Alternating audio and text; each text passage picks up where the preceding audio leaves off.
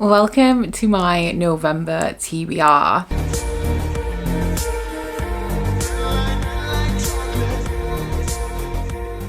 October was completely all over the place, so I actually feel a little bit underqualified filming a November TBR right now. I did not make it through a single fantasy book in the month of October up until the point that I'm filming this at least. I DNF'd every single one, which was good in one way because that meant that I really lent into the spooky season reading, but also fantasy is my genre, you know, so that kind of relies on me being able to finish the fantasy books that I'm starting. For November, I don't know. I feel like I'm still going to be a little bit all over the place and I don't really know what I'm in the mood for or what I'm actually going to be reading. So I have decided, shouldn't be a surprise to anybody if you've been on this channel for any length of time. I've decided that once again for the months of November and December, I'm going to be participating in the Clearursht Readathon, which is hosted and created by Mouse or Andy from Mouse Reads. I will link the announcement to that in my description box if you guys would like to check it out. I definitely recommend. It is a readathon that runs every year in November and December that focuses on reading books from your owned TBR. So you can't buy books specifically to fulfill the prompt.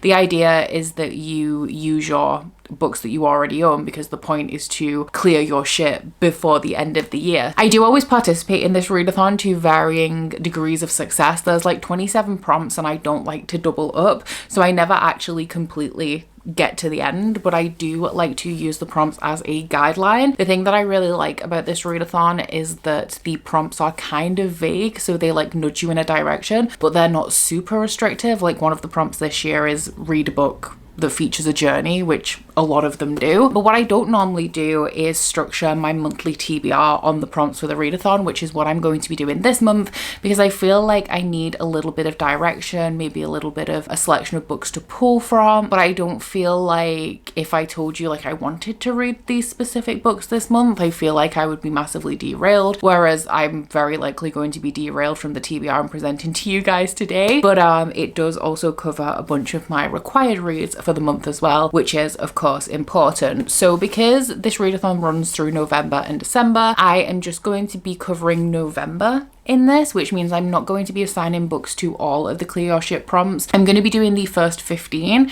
because they are the ones that are going to be released before the end of the month. Now you are able to see all of the prompts in advance, but this is a story-based readathon, and so every week like 3 are dropped with a chunk of story for you to kind of tackle that week. So we're going to be talking about the November prompts today. Before we get started though, I am going to do my Patreon pick for this month. I have got 2 of my Patreon picks, maybe 3, into the prompts for November, but I want to see what my November Patreon pick is going to be so I can see if I can slot it in anywhere. If you guys are unfamiliar with this, the top tier of my Patreon get to recommend a book, and every month I pull one out and I have to read it like in the couple of months that follow. I did a really good job of kind of getting more back on track with this, and then I've fallen behind again, which is a little bit frustrating, but I'll be honest, I'm hanging on by a thread. There are no goals for the rest of the year. There is no direction. I'm just focusing on making it through right now. So our book for November, please be a good one, is a blue one, which I think means it was added this year. I keep getting confused between the blue and the green. This should mean that it's a book that I own as well. Still can't read that. This is Wolfsong and this is Princess's Pick. I think I had to rewrite this one actually because I don't think it's actually been submitted this year. So this one is the first book in the Green Creek saga. I'm trying to figure out if I can fit it into any of the prompts. I'm gonna have to look. I actually do think that there is one that we could squeeze this in for. I picked this one up because I really liked The House in the Cerulean Sea, although I know that this is a very different type of story from TJ Klune. I've been a little bit wary of this series, one because it involves wolves. I think it's like somewhat romantically focused, and wolf romances not for me, and the books that I enjoy from TJ Klune tend to be more in line with like cozy fantasy, which this obviously I'm pretty sure is not. That's just kind of the assumptions from what I've heard people say about TJ Klune, because I know he also writes like some pretty intense smut as well, which is of course very different from like The House in the Cerulean Sea. It's definitely shapeshifters and werewolves. So this is about a boy who is, I don't know if he's actually abused by his family, but there is definitely not a good relationship there. He's 12 years old at the start of this. When he's 16, this family moves in next door that are a pack of shapeshifters. Something happens, I think somebody's murdered. When he's 23, this family leave, and then 3 years later he's back and it's a romance. Very excited to give this a try. I have the really nice Waterstones edition, which is why I prioritized buying a copy of this when it was released. But I think TJ Klune had a big fallout with Waterstones, and so they didn't continue to do the rest, which is why I haven't continued to collect them. Of all of the TJ Klune books I have, I feel like this is the one that I'm the least likely to enjoy, but because I have enjoyed TJ Klune in the past, I'm definitely willing to give it a go. So I guess hopping straight into the Clearursht ship prompts, the first one is to read the most recently added book to your TBR. So when I realized that I had to sit down and film this video, I realized that there is a book that I very much need that I currently do not own, and that is of course A Time of Courage, I think, by Jungwin. It's the second book in the Of Blood and Bone series, and it is the, what are months? August and September book for Catch Up Book Club with the, no, I truly do not know months. It's the September and October book for Catch Up Book Club, with the live show being on the 9th of November on Deb's channel. I will of course do the announcements on Instagram and Discord and all of that jazz very, very soon. But yes, this is on its way to me. I think it'll be here either tomorrow or the day after, and it is a book that I very much need to read. Will it be the first fantasy book that I manage to complete? I hope so, because I do really need to read that. But this one is the second book in the spin-off series from The Faithful and the Fallen by Jungwin.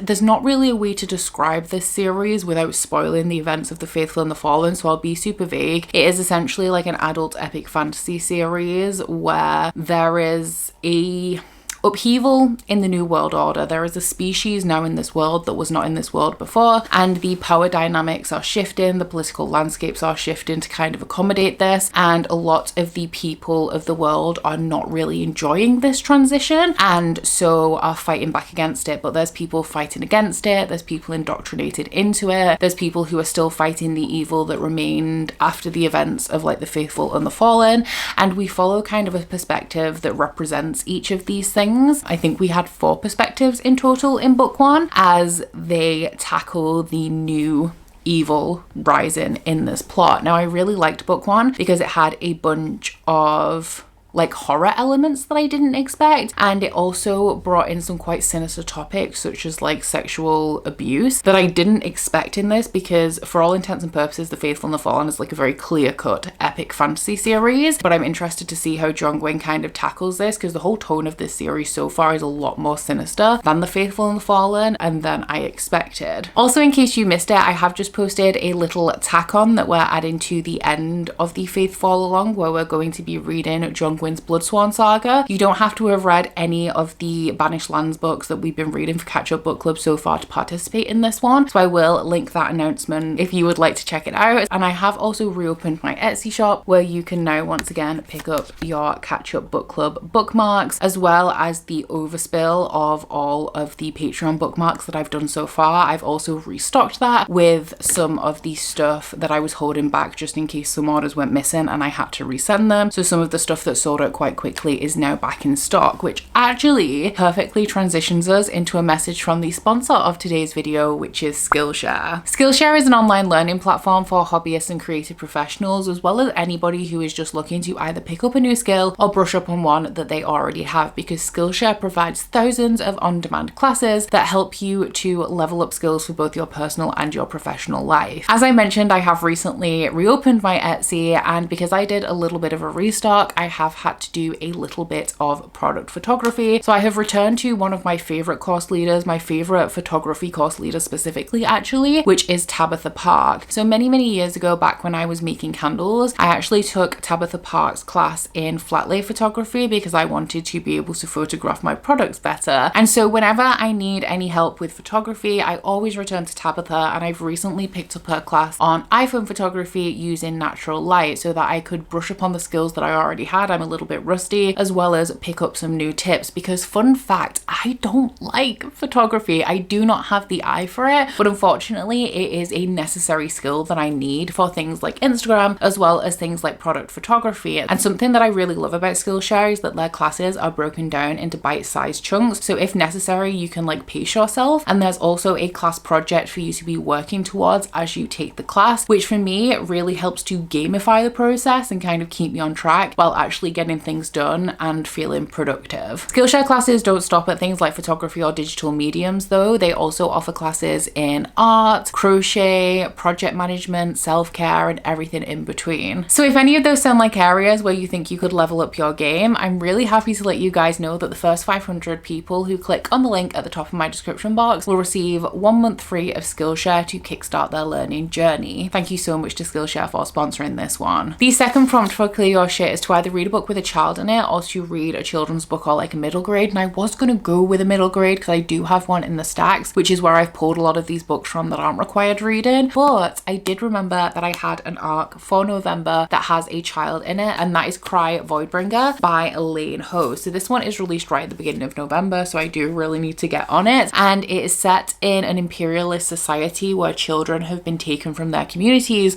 and trained as soldiers in a war, and our main character was one of those children. She's now fighting back against that, and she finds a child who has these really dangerous powers who may be able to change the outcome of this war. This one was sent to me by Solaris, so thank you very much to Solaris for that. They very much know my taste in books, so I am anticipating enjoying this one, and I'm very excited to get to it. The third prompt stumped me a little bit because it was read a book with a potentially intimidating or scary character in it, and I picked Spells for Forgetting by Adrian Young. I didn't fancy going for anything that had like the traditional monster kind of theme, but this one is about a girl who I think she planned to marry like her high school sweetheart and leave this island that she lives on and start a new life for herself, but I think he is charged with the murder of potentially her best friend, and so the entire course of her life is like derailed. And this is set a few years after that, where I think he returns to their hometown and everyone is like trying to navigate that. So I've put him down as like the potentially intimidating or scary character. I am assuming that there is going to be some sort of misunderstanding or something going on, but I obviously understand that a lot of people in this community are going to be scared of this guy who they think is a murderer. Prompt number 4 is a book where somebody goes on a journey, and I think that this counts. Like, I'm reading between the lines here, but I've picked my Patreon pick from a couple of months ago. This one was Vanessa's pick, and that is Graceling by Kristen Cashore, which is obviously like a YA fantasy staple. This one follows a woman who has the grace of killing. This is a world where graces are like specialist skills, and hers is killing, and she hates that. However, it's something that she kind of has to utilize. And when the grandfather to the king's father is kidnapped, she starts to investigate why anybody could possibly want to kidnap an old man. Now that implies to me that she's going to be going on a journey to find this man that has been kidnapped. Let me know if I'm wrong, I can always swap it out, but that's the route that we're going with here. I have cheated a little bit for the next prompt because it's read a book that starts with the letter T, and typically when something like this comes up, I do not use the as the first word. Like, I skip the and go to the next word in the sentence. However, I was looking for things in the stacks and I really wanted to get an easy win into this TBR, which is going to be The Paris Apartment by Lucy Foley. I have read a bunch of really quick, entertaining non-fantasy reads in October. They've been really helping me out because my attention span is just not really long enough for fantasy right now. And this is the last thriller that I currently have in the stacks. I'm gonna replenish them, of course, because I have a few more hanging about. But this one is following a woman who calls her brother and says that she's going to stay with him, and I don't think he's too happy about this, but he reluctantly agrees. And when she turns up at his apartment, she finds out that he's not there, and the longer that time goes on without him appearing, she obviously realizes that something's wrong and starts to investigate. And I think that the people who live in this apartment block are not very forthcoming when she's trying to figure out what happened to her brother. There are a couple of prompts in this list that I haven't filled yet. The next one is a free space. I'm just kind of, maybe I could use Wolfsong for that. That would work really well, of course. And then following that, we have the mini boss. Now, the bosses in Clear Your Shit are dependent on the strengths and the weaknesses that you choose for yourself. So when it gets to that part of the storyline being revealed, like, you'll have a prompt for all of the strengths and all of the weaknesses. So I obviously don't know what that prompt is going to be right now, but the prompt after is read a book with magical elements in it. And I have gone for, does shapeshifting count as magical elements? If I'm going to be pedantic, I would say no, because it's like paranormal or supernatural as opposed to magic. So I'm going to stick with the one that I have in for this, which is All the Devils by Caitlin Wilson. This one is on my fall TBR. It is a young adult dark academia story that is about this girl whose sister dies. And when she goes to her funeral, she realizes that either the person who's in the casket isn't her sister or the casket is empty. And so she enrolls in this prestigious academy that her sister was going to figure out what happened to her. And the synopsis says that she finds a haven of secret societies, ancient magic, and demons. The next prompt is to read a book that has gold on the cover, and for that one I have put in Blackthorn by G.T. Gasinger, maybe? This one is a gothic romance. That's all I know about it. I requested this from the publisher. It was sent to me by Bookbreak. It is a Bramble release, so thank you so much to Bookbreak for sending this my way. And I am actually on blog tour for this. Let me find out when, because that is obviously very important. The 14th of November I will be posting on Instagram about this book. So this is about two rival families, the Blackthorns and the Crofts, and our main character's mother died under suspicious circumstances, so she fled this small town where the Blackthorns and the Crofts live. However, she has returned to it and she's found out that her grandmother's body has gone missing. When her mother died, the Crofts were suspected for it, but the only man that our main character has ever loved is, of course, one of the Crofts. And we all know how that is going to play out. So it's like an enemies to lovers story. Apparently it's gothic. It has some dark themes. Honestly, I just heard gothic romance and I had to get my hands on it. And if you would like to get your hands on it as well, I think it's released once again on the 6th of November. The next prompt is a book that you keep putting off. And I feel a little bit mean about this one because it's an echo of things to come by James Islington. So this was one of my Patreon picks. I don't think I have the slip of paper in it anymore. But I ended up delaying this because I wanted to reread book one, which I did. So I've been putting this book off for over 2 years. I don't know whether it was 2 or 3 years ago that I originally read The Shadow of What Was Lost,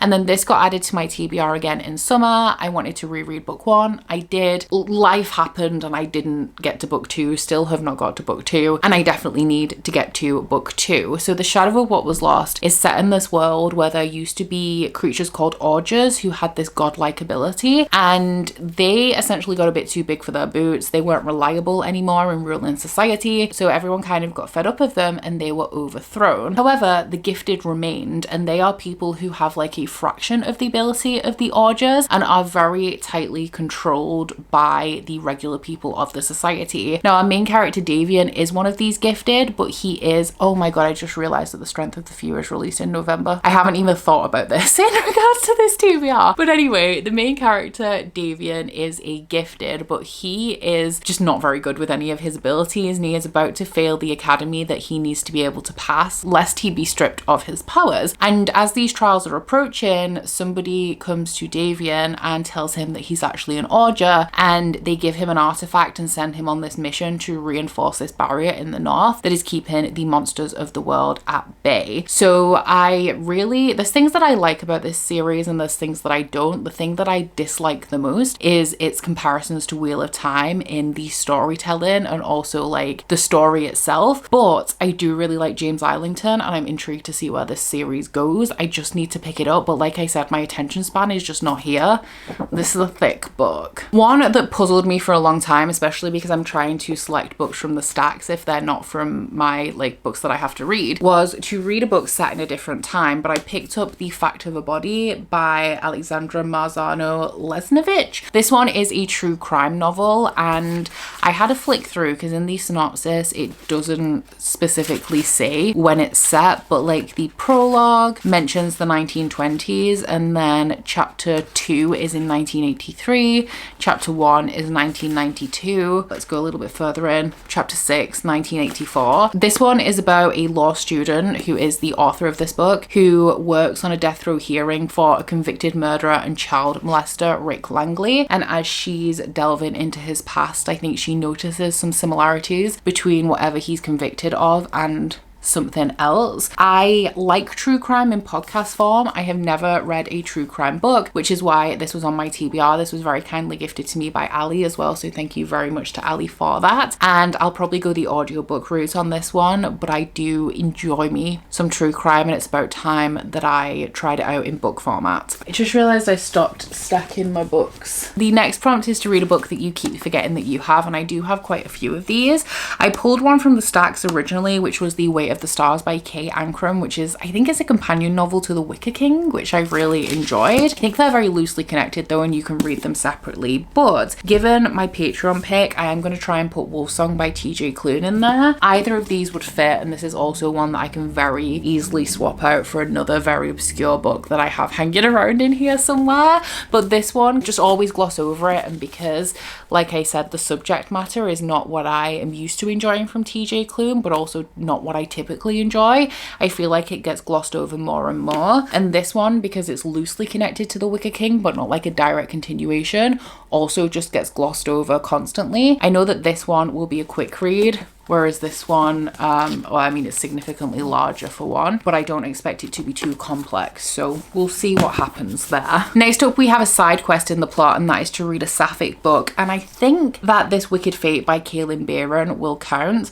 This one is the sequel to, oh my days, my brain is not here, This Poison Heart, which follows a young girl who inherits a poison garden from a family member that she didn't really know that she had because she's adopted. So she goes to explore what has been left to her, and she finds this crumbling estate that contains an apothecary and a poison garden, and she has a magical ability where she can come into contact with poison plants without them hurting her, but she can also encourage growth just generally within like plant life as well. And she realizes that the community in this small town are very dependent on this house and this garden, which does also get her into a little bit of trouble because this garden grows something that is extremely coveted by some not so great people. The next prompt is to pick a book out of a random selection of 5, so I'm going to do that at a different point, like as we get to it. But then the last prompt that we're going to be tackling in this set of prompts is to read a book with a blue cover. I actually have a lot of anticipated books that have blue covers right now, but one that I've picked up that I recently had in my end of year TBR as well as my fall TBR is Human Rights by Juno Dawson, because I really want to finish this before the end of the year, because I've read all of these books like upon release and I really enjoy this series. This one is a contemporary fantasy set in the north of England, following this group of women who grew up very close. They were each other's like first covens. However, in their 20s there was a war between the witches and the warlocks that they were involved in that has left them all with their own like specific kind of trauma. And in present day, Helena, who is the high priestess of Her Majesty's Royal Coven, finds a child that she asks her friend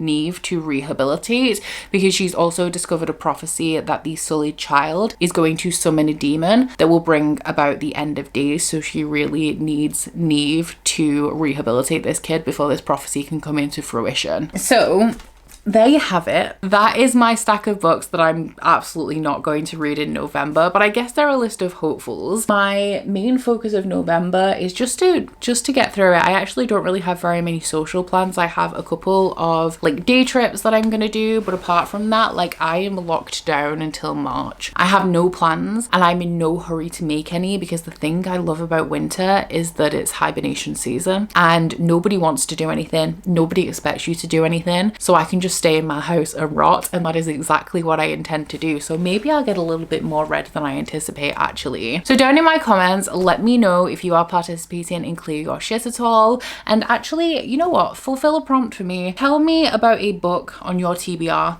that you keep putting off, and I challenge you to read it this November. Maybe if you do it, we'll create this like positive energy field where I also manage to do that as well. Once again, a big thank you to Skillshare for sponsoring this video, and please don't forget that the first 500 people who click on the link down in my description box will receive a free trial to Skillshare Premium. But aside from that, guys, please don't forget to like this video if you liked it and subscribe if you wanna. If you head to my description box, you'll find a link to my Goodreads, my Instagram and my Patreon if you'd like to join me on any of those. But that's it from me today, guys. Bye.